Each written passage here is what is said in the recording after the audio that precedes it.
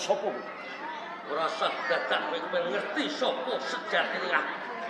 Sareh lek kowe wis wani ngadeg anggonku kowe ngajab patine Manggarati.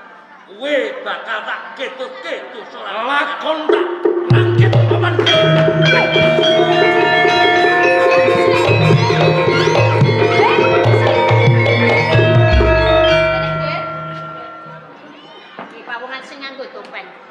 Lah kok ora ndeni watak satriya kowe? Yen wani coba bukaan kedhokmu sapa to sejatine kowe? Yen pancen kowe kepengin sapa sejatine aku. Waspadake Manggarati. Kok sumangkian banget. Lho, paman Rangga Pranoto.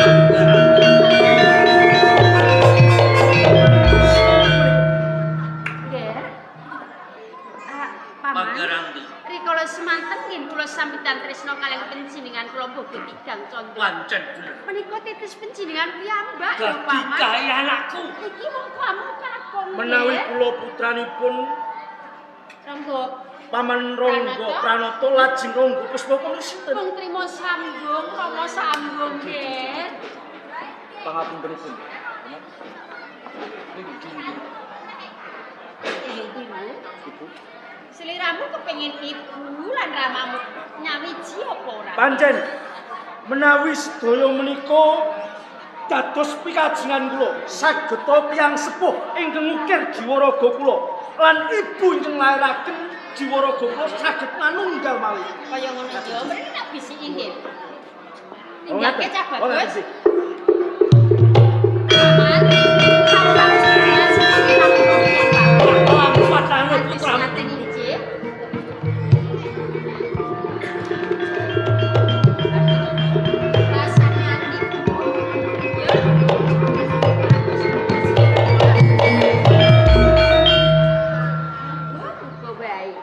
Mengkone bisa kelakon teman aku tanpa lah penyan kile sare kok sare kebut enak kapenak Dijung biru dijung biru. Ora karuan. Tunjung biru putramu ning ndi? Nggih dolan to. Bocah kok kluyuran lali keluarga lali omah. Isine mengujo seneng ngedir-ngedirke. Dupeh wayah Bupati. Ambo kersane. Lho nggih, lho ngadahi iki donya bondo dienggo apa? Lho panjenengan iki kok ngaten ta nyugung anak. Bu, pripun?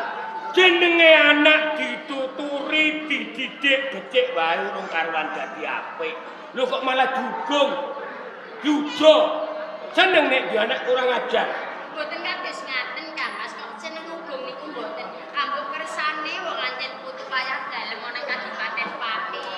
Ora-orane besok nek tuwa wis ngrasake seneng enome lho, ngaten. Lah yo ngene. Jenenge aku iki wong tuwa kakung to.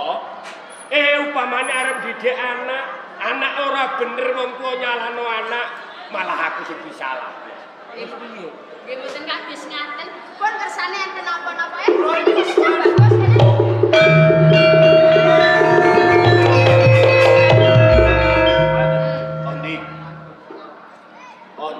Bulan. Kenapa? Enten apa?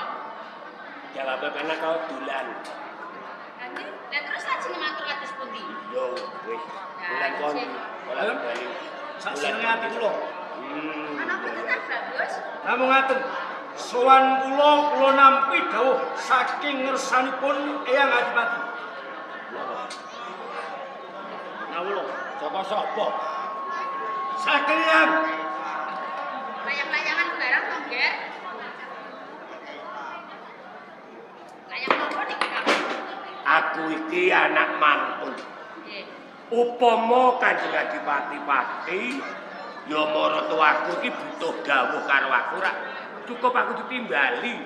Lah wong maratuwa karo mantu kok dadak nganggo layang-layangan. Sajake kok negati banget. Lah nggih, cobi dipun waos napa niku? Kok layang-layangan barang karo mantune. Napa kan, Mas?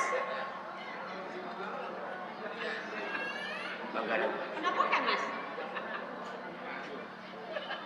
Kenapa? Pangkat tumenggung dijabel. Aku aku lan Manggaranti kudu pisah.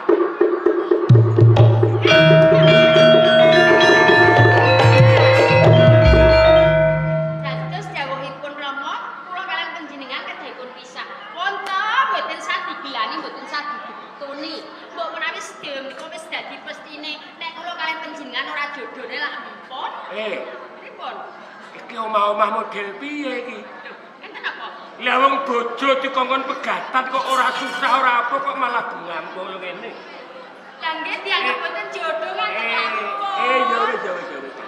Aku wis ngerti saiki. Ya, ora apa-apa.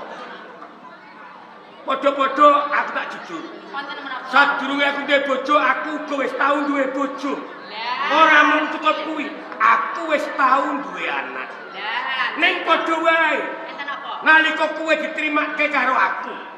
Kowe prawan kok. Prawan mung arane.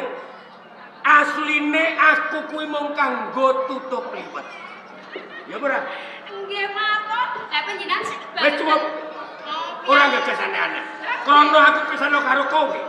Teges ing pati ora ana panggonan urip kanggo aku. Bakal tak tinggalno keluargaku, tak tinggalno kowe, tak tinggalno Tunjung Biru, lan tak tinggalno pati. Aku bakal goleki keluargaku sing ilang. Mohon manggat. Kamu ora ndok pranoke diakoni rawuh ya.